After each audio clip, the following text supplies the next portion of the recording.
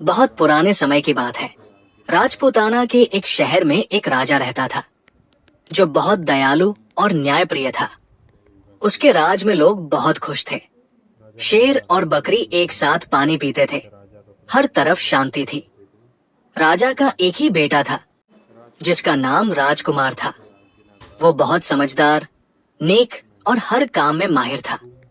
पर बहुत ज्यादा लाड़ प्यार ने उसे जिद्दी बना दिया था। जिस चीज को पाने की ठान लेता उसे पाकर ही दम लेता। एक दिन राजकुमार शिकार से लौट रहा था। सैनिक और दूसरे शिकारी पीछे रह गए थे।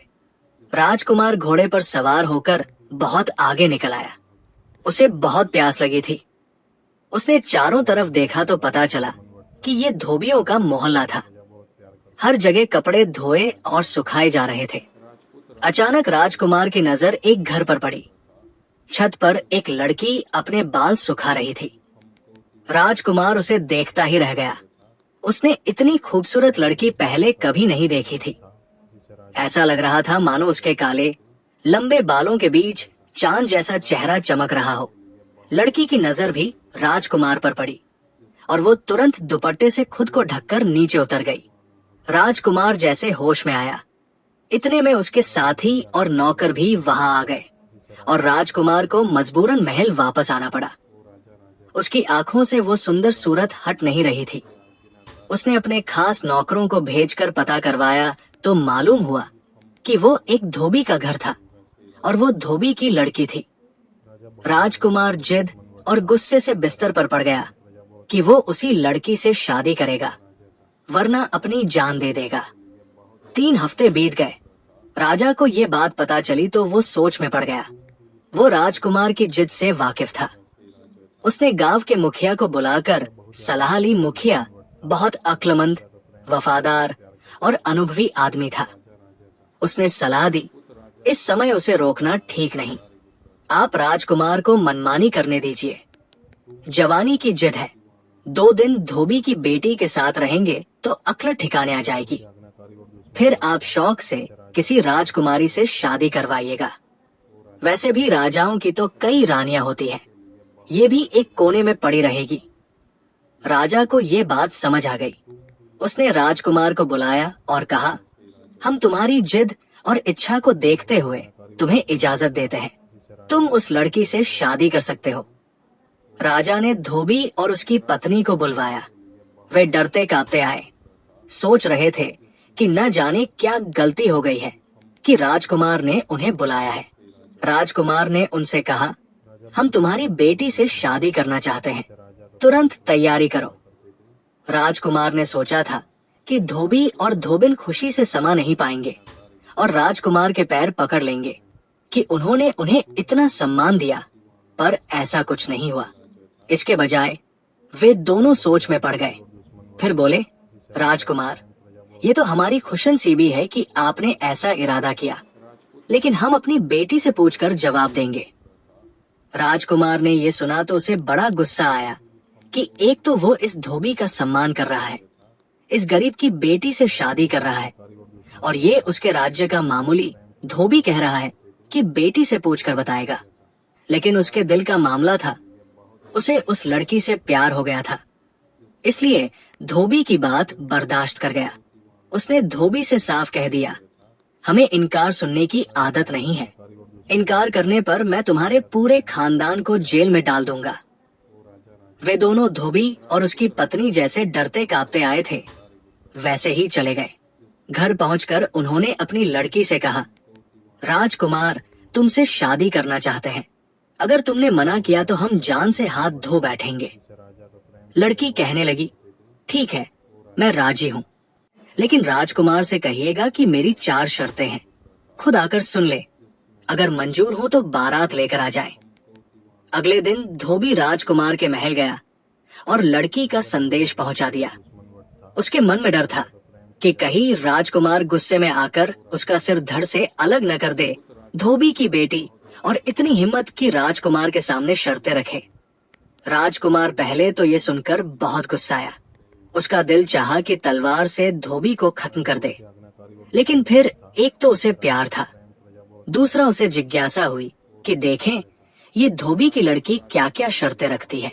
राजकुमार उसी वक्त धोबी के साथ उसके घर पहुंचा। 2 कमरों का मकान था।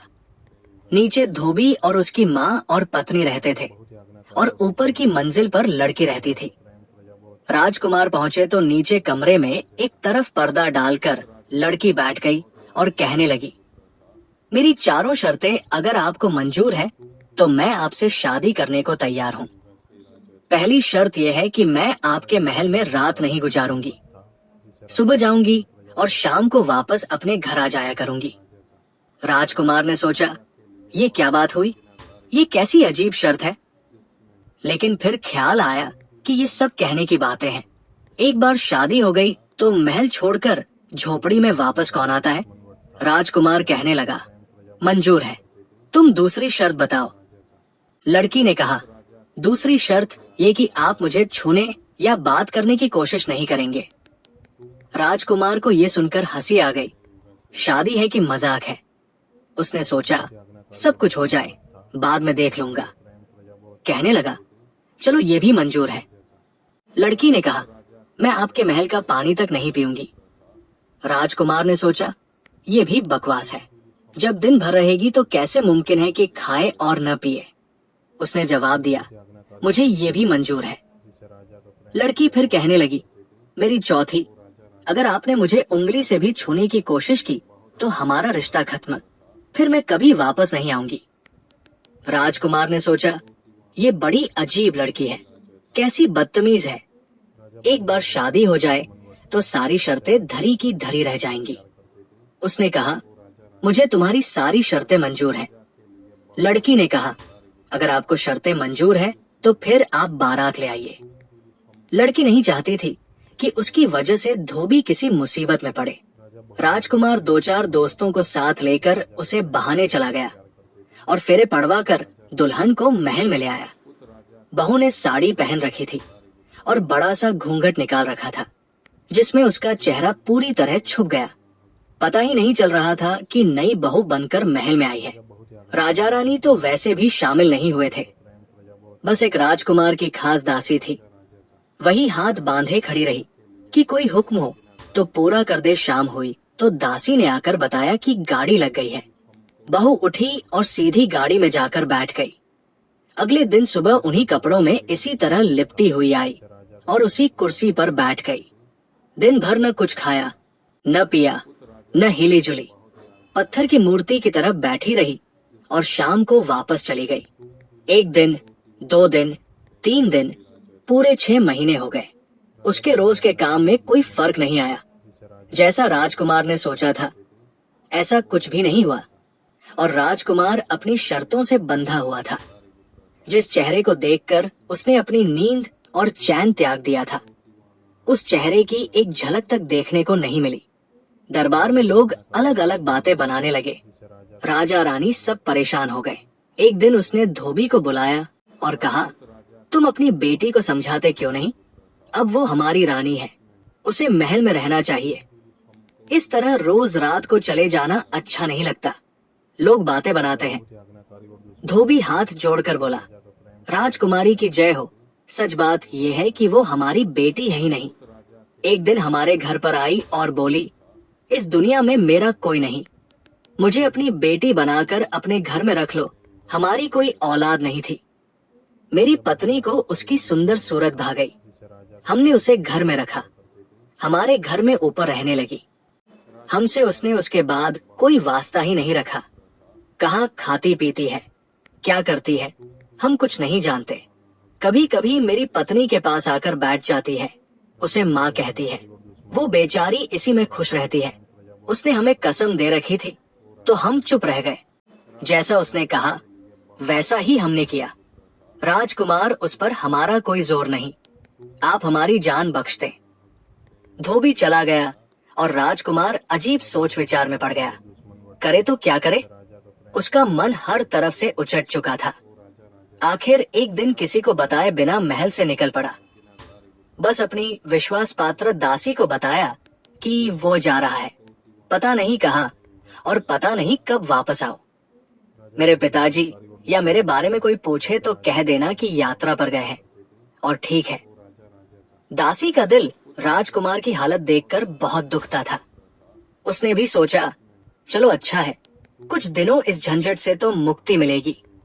राजकुमार का मन दुनिया से ही उठ चुका था। वो माल्या पर्वत की तरफ निकल गया। महीनों इधर उधर भटकता रहा।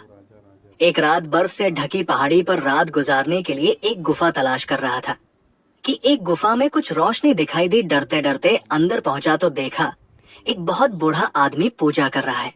उसकी आंखें बंद है, दाढ़ी और सिर के बाल बहुत ज्यादा बड़े हुए हैं। पूरे शरीर और पलकों तक पर धूल जमी है। एक चिराग जल रहा है जिसमें 1 गज लंबी बत्ती जल चुकी है और 1 गज अभी बाकी है। उन्हें देखकर राजकुमार के दिल को बड़ा सुकून मिला। वो भी उनके कदमों के पास बैठ गया, लेकिन उन्होंने आंखें नहीं खोली। उन्होंने समाधि लगा रखी थी। उन्हें कुछ खबर नहीं थी। वे ईश्वर के ध्यान में डूबे हुए थे। राजकुमार वही रहने लगा।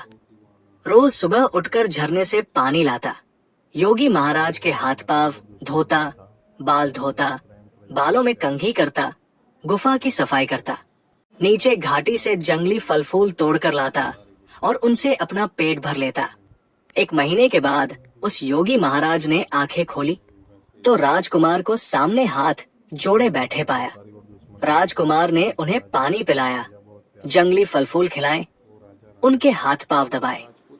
योगी महाराज बोले, बच्चा, तू राजकुमार है, इस योगी की कुटिया में तेरा क्या काम है? राजकुमार ये सुनकर बोला, महाराज, आप जानते हैं कि मैं राजा का बेटा हूँ, तो ये भी जानते होंगे कि मैं क्यों और किस लिए मारा मारा फिर रहा हूँ। मेरे माता पिता मेरे लिए परेशान होंगे, पर मेरा वापस जाने का मन नहीं चाहता है।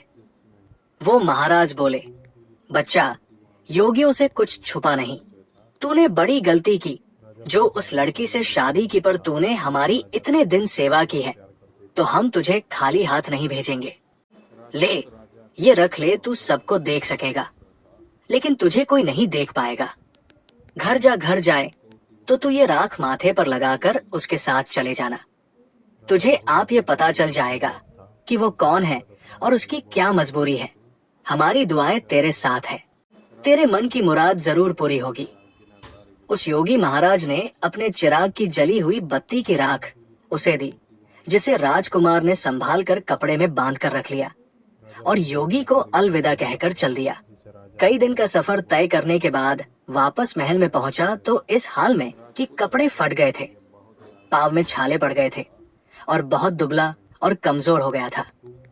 कमरे में धोबी की लड़की उसी तरह उन्हीं कपड़ों में कुर्सी पर बैठी थी। दासी राजकुमार को देखकर बहुत खुश हुई, कहने लगी, राजकुमार कहाँ चले गए थे और ये क्या हाल बना लिया है? राजा और रानी भी लगातार आपके बारे में पूछते रहते हैं। मैं यही कह देती कि आप यात्रा पर गए हैं और ठीक है। आज राजकुमार बहुत खुश था। उसने गर्म पानी से स्नान किया, बाल कटवाए और पेट भरकर खाना खाया। उसने दासी से पूछा, क्या ये मेरे पीछे भी रोज इसी तरह आती थी? दासी ने बताया कि उसके नियम में कोई फर्क नहीं आया था, वो रोज उसी तरह आती थी। राजकुमार ने कहा, मैं बहुत थका हुआ हूँ, अब सोऊंगा, लेकिन शाम को जब ये घर जाने लगे तो मुझे जगा देना। शाम को जब धोबी की लड़की के जाने का वक्त हुआ तो उस दासी ने राजकुमार को जगा दिया। राजकुमार ने झट माथे पर साधु महाराज की दी हुई राख लगा ली और उसके साथ हो लिया। अगले दिन सुबह सुबह राजकुमार वापस आए और दासी से बोला, आज मैं उसी कमरे में सोऊंगा। जब वो धोबी की लड़की आकर बैठ जाए तो तुम आकर मुझे जगाना और मुझसे पूछना कि दिन चढ़ गया है, मैं उठता क्यों नहीं हूँ। मैं जो न बताना चाहूँ उसे भी जिद करके पूछना। दासी समझदार थी, समझ गई कि राजकुमार का क्या मतलब है। जब धोबी की लड़की आकर अपनी कुर्सी पर बैठ गई तो दासी ने आकर राजकुमार को जगाना शुरू किया। राजकुमार पहले तो जागा नहीं, जब जागा तो दासी को डांटने लगा, क्या मुसीबत आ गई है, क्यों जगा दिया मुझे? मैं इतना अच्छा ख्वाब देख रहा था, मेरा ख्वाब तोड़ दिया तुमने। दासी खुशामद करने लगी। राजकुमार बताइए। पहले तो राजकुमार उसे टालता रहा, फिर बोला, अच्छा अब तू इतनी जिद कर रही है तो बता देता हूँ। मैंने सपने में देखा कि कल रात जब ये धोबी की लड़की उठकर यहाँ से गई तो मैं भी इसके साथ साथ चला। ये गाड़ी में बैठी तो मैं भी साथ बैठ गया। सच थोड़ी ख्वाब में, मैं तो ख्वाब में इसके साथ गया था। दासी ने फिर पूछा, अच्छा तो फिर क्या हुआ? राजकुमार कहने लगा, फिर क्या हुआ? मैं जोर जोर से घोड़ा गाड़ी हिला रहा था और ये गाड़ीवान को डांट रही थी कि आज ये कैसे गाड़ी चला रहे हो। गाड़ीवान बेचारा बोला, राजकुमारी मैं तो रोज ऐसे ही चलाता हूँ। खैर, जैसे धोबी का घर आ गया, ये धोबी की लड़की धोबी धोबन के पास तो नहीं, सीधे चढ़कर ऊपर पहुंच गई। मैं इसके साथ कमरे में आ गया। क्या सजा हुआ कमरा था! लगता ही नहीं था कि ये धोबी का घर है। सोने चांदी का कालीन बिछा हुआ था, सोने चांदी की कुर्सी रखी थी। राजा के महल से भी ज्यादा खूबसूरती से सजा वो कमरा था। मैं भी कुर्सी पर बैठ गया। दासी पूछने लगी, आप और इनके कमरे में बैठकर कैसी बातें करते हैं? राजकुमार बोला, अरे सच थोड़ी, ये तो सपने में था। दासी ने फिर पूछा, अच्छा बताइए फिर क्या हुआ आपके सपने में? राजकुमार बोला, होना क्या था? इस धोबी की लड़की ने ये साड़ी जो साल भर से पहन कर आ रही है, ऐसे उतार कर फेंकी जैसे किसी भिखारी की साड़ी हो, और अपनी नौकरानी को देने लगी कि हमाम तैयार है। दासी ने जवाब दिया, हाँ राजकुमारी, गर्म पानी तैयार है। ये हमाम में घुस गई तो मैं भी इसके साथ ही उसके। दासी फिर बोली, आप राजकुमार, आप इनके साथ हमाम में घुस गए, क्यों बेवकूफ बनाते हैं? राजकुमार बोला, ऐसा कहीं हो सकता है, तू तो सब कुछ सच समझ जाती है, मैं तो ख्वाब की बात कर रहा था। चल, अब नहीं सुनाता तुझे ख्वाब। राजकुमार रोकने लगा तो दासी ने कान पकड़े और बोली, राजकुमार सुनाइए। अब नहीं बोलूंगी बीच में। राजकुमार ने कहना शुरू किया। बस फिर क्या था, इसने नहाना शुरू किया। मैंने सोचा चलो बहुत दिन से अच्छा स्नान नहीं किया, मैं भी नहा लूं। ये एक कटोरा भरकर पानी डालती, मैं 4 कटोरे डाल लेता। इसके शरीर का साबुन भी नहीं छूटा था कि पानी खत्म हो गया। इसने अपनी नौकरानी को आवाज लगाई, आज पानी इतना कम क्यों रखा है? नौकरानी ने कहा, राजकुमारी मैंने उतना ही पानी रखा है जितना रोज रखती हूँ, कम हो तो आप और ले लीजिए। वो एक और बाल्टी ले आई, वो भी मैंने खत्म कर डाली। फिर तीसरी बार इसने पानी मंगवाया। जैसे तैसे ये हमाम से निकली। इसी समय नौकरानी को आवाज लगाई, तुरंत खाना लगा। बहुत भूख लगी है, सारा दिन भूखा प्यासा बैठना पड़ता है। नौकरानी छत पर गई और आसमान की तरफ हाथ करके खड़ी हो गई। आसमान से एक थाल उतरा जिसमें सोने चांदी के बर्तनों में दुनिया भर के मजेदार पकवान रखे थे। नौकरानी ने अपने लिए थोड़ा खाना निकाला और बाकी थाल लाकर इसके सामने रख दिया। मैंने सोचा लाओ आज मैं भी इसके साथ खाना खा लूं। कितने दिनों से जंगल जंगल घूमते अच्छा खाना नहीं मिला था। ऐसा मजेदार खाना कि क्या बताओ। एक निवाला ये खाती और 4 निवाले में खा जाता। इसका पेट भी नहीं भरा और खाना खत्म हो गया। इसने फिर नौकरानी को डांट पिलाई कि दासी क्या बात है, आज तो कर क्या रही है, इतना सारा खाना रखा है, मैं भूखी रह गई। नौकरानी बेचारी हैरान थी, बोली, राजकुमारी मैंने उतना ही खाना आपके लिए निकाला था जितना रोज निकालती हूँ, लीजिए आप मेरे हिस्से का भी ले लें। लेकिन आज कुछ गड़बड़ जरूर लगती है, क्या राजकुमार ने आपसे बातचीत तो नहीं की? इस पर यह धोबी की लड़की अपनी नौकरानी को डांटने लगी कि तेरी हिम्मत कैसे हुई ऐसी बात कहने की, वो तो मुझे कभी छू भी नहीं सकता। सुनो, तूने इस धोबी की लड़की ने मेरे बारे में ऐसा कहा। मुझे भी गुस्सा आ गया। बाकी खाना भी ये थोड़ा सा ही खा पाई और मैं सब खा गया। ये भूखी रह गई, लेकिन मन ही मन हैरान हो रही थी कि मामला क्या है। फिर आसमान से इसके लिए कपड़े आए। इसने कपड़े बदले। नौकरानी ने इसका मेकअप किया, बाल बाल मोती गूंथे। बस क्या था, क्या बताओ क्या लग रही थी। ये धोबी की लड़की जो यहाँ इस गंदी मैली साड़ी में आकर बैठ जाती है, सवर कर ये आकर छत पर खड़ी हो गई। रात के करीब आसमान से तख्ता कर उड़ने वाला सिंहासन उतरा और ये उस पर बैठ गई। मैंने सोचा ये तो कुछ भी नहीं हुआ। मैं भी तख्त का पाया पकड़कर लटक गया। इतना कहकर राजकुमार रुक गया। दासी ने इशारा किया कि धोबी की लड़की ने थोड़ा सा मुंह उनकी तरफ फेर लिया। दासी पूछने लगी, राजकुमार फिर क्या हुआ? राजकुमार बोला, बस ख्वाब खत्म हो गया। दासी जिद करने लगी, राजकुमार सुनाइए, ऐसा अधूरा ख्वाब थोड़ी हो सकता है, बताइए फिर क्या हुआ? राजकुमार पहले तो टालमटोल करता रहा, फिर बोला, फिर वो तख्त ऊपर ही ऊपर उठता हुआ चांद तारों से भी ऊपर उड़ते उड़ते परियों की दुनिया में पहुंच गया। वहां राजा इंद्र की दरबार सजी हुई थी। एक से बढ़कर एक खूबसूरत परिया बैठी थी। ये पहुंची तो सबने उठकर जैसे ये कही कि राजकुमारी हो। ये धोबी की लड़की, वहां परियों की रानी। सबसे आखिर में इसके नाचने की बारी आई। ये नाचने खड़ी हुई तो मैंने सोचा अगर आज मैंने इसके नाच पर थाप नहीं दी तो कुछ नहीं किया। मैंने तबला वादक से कहा, लाओ भैया, तुम थक गए होंगे, थोड़ा आराम कर लो, मैं तबला बजाता हूँ।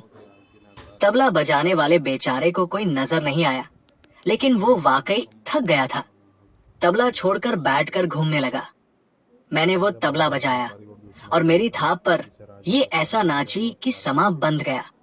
राजा इंद्र ने खुश होकर अपना रेशमी रुमाल इसे इनाम में दिया। इसने झुककर रुमाल लिया, सबको दिखाया और तबला बजाने वाले की तरफ चल दिया। मैंने जल्दी से लेकर जेब में रख लिया। इतना कहकर राजकुमार रुका। धोबी की लड़की अब पूरी तरह उसकी तरफ घूम चुकी थी। राजकुमार जी, हम भी तो देखे वो रुमाल कैसा है। राजकुमार बोला, ये तो ख्वाब था, ख्वाब की चीज भी कहीं दिखाई जा सकती है।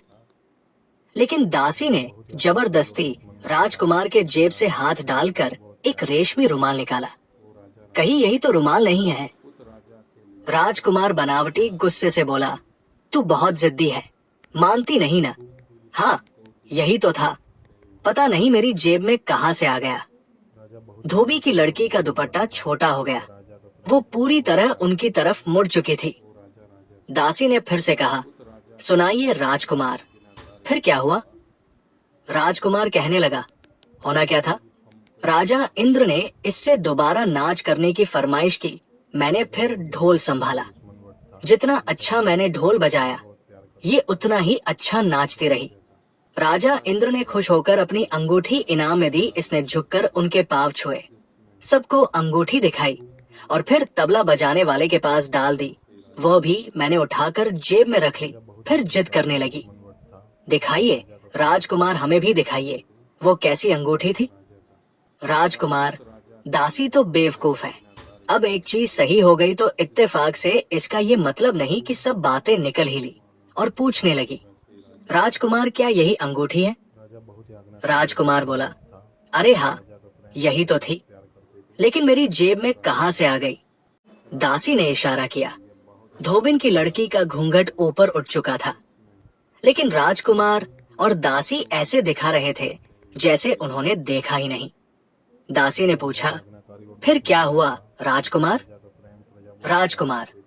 राजकुमार, मैंने भी ऐसा तबला बजाया कि जान लड़ा दी, और ये भी ऐसा नाची कि जिसका जवाब पूरे परियों की दुनिया में नहीं था। नाच खत्म हुआ तो राजा इंद्र उठ खड़े। राजा इंद्र दरबार से उठकर गए और ये भी भागकर उड़ान खटोली पर बैठी। जल्दी में अपना ही इनाम तबला बजाने वाले से नहीं सोचा होगा कि कल ले लेगी। इसे क्या पता था कि वो सब तो मेरे पास था। इसका तख्त उड़ा और मैं फिर इसके पंख से लटक कर नीचे आ गया। बस यही तक देखा था कि तूने आकर जगा दिया। दासी कहने लगी, राजकुमार, अब वो हार भी दिखाइए। राजकुमार ने कहा, अरे दासी, वो ख्वाब था, हार मेरे पास कहां से आया? लेकिन दासी नहीं मानी और राजकुमार की दूसरी जेब से मोतियों का हार निकालते हुए पूछा, क्या यही हार था? अब तो धोबी की लड़की कुर्सी से उठकर राजकुमार के पास आ गई और बोली, राजकुमार, अब तो आप जान ही गए होंगे कि मैं धोबी की लड़की नहीं हूँ, मैं परियों की दुनिया की एक परी हूँ। अब मेरी कहानी भी सुन लीजिए। परियों की दुनिया में मुझसे ज्यादा अच्छी नाचने वाली और कोई नहीं थी। राजा इंद्र रोज मेरा नाच देखकर ही दरबार करते थे। एक रात मेरी तबीयत खराब थी, सिर में बहुत दर्द था। दरबार से बुलावा आया तो मैंने मना कर दिया, लेकिन राजा को मेरे बिना चैन कहा। दोबारा बुलावा आया तो मुझे गुस्सा आ गया।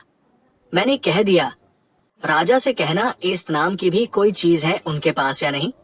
यहाँ मैं दर्द से तड़प रही हूँ और उनको अपने नाच की पड़ी है। संदेश लाने वाले ने जाकर उसी तरह राजा से कहा। राजा इंद्र तो गुस्से में आग बबूला हो गए। तुरंत मुझे बुलाया। मैं डरती कांपती पहुंची तो उन्होंने कहा, बड़ा नखरा हो गया है तुझे अपने आप पर। जा, मैं तुझे बद्दुआ देता हूँ। तुझे साल भर धरती पर लड़की बनकर रहना पड़ेगा और अपनी पहचान छुपानी होगी। अगर किसी को पता चल गया कि तू परी है या किसी मर्द ने तुझे छू लिया तो कभी परियों की दुनिया में वापस नहीं आ सकेगी। मैं बहुत रोई, गिड़गिड़ाई, माफी मांगी। राजा ने कहा, मैं अपनी बद्दुआ वापस तो नहीं ले सकता। हाँ, इतना जरूर है, तुझे रोज रात को तख्त भेजकर परियों की दुनिया में वापस बुला लिया करूंगा, लेकिन साल तुझे धरती पर ही काटना पड़ेगा। मेरे पंख नोच लिए गए और मुझे धरती पर फेंक दिया गया। मेरे साथ मेरी दासी को भी धरती पर आना पड़ा। मैंने अपने लिए धोबी का घर पसंद किया और धोबी की लड़की बनकर रहने लगी ताकि किसी को मुझ पर शक न हो। लेकिन मेरी किस्मत में आपकी सेवा करना लिखा था। कल मेरी सजा का 1 साल पूरा होने वाला था। मुझे मेरे पंख वापस मिल जाते और मैं वापस परियों की दुनिया में चली जाती। आपको मेरी असलियत कभी पता न चलती। आप यही समझते कि मैंने बेवफाई की और भाग गई, लेकिन सब खत्म हो गया। अब आप ही मेरे मालिक हैं और मैं आपकी नौकरानी। राजकुमार ने उस लड़की की ये हैरान कर देने वाली कहानी सुनी और फिर अपनी दुल्हन को लेकर राजा और रानी के पास गया और सारी कहानी सुनाई। राजा को जब पता चला कि उनकी बहू धोबी की लड़की नहीं बल्कि इंद्रलोक की अप्सरा है, तो उनकी खुशी का कोई ठिकाना नहीं रहा।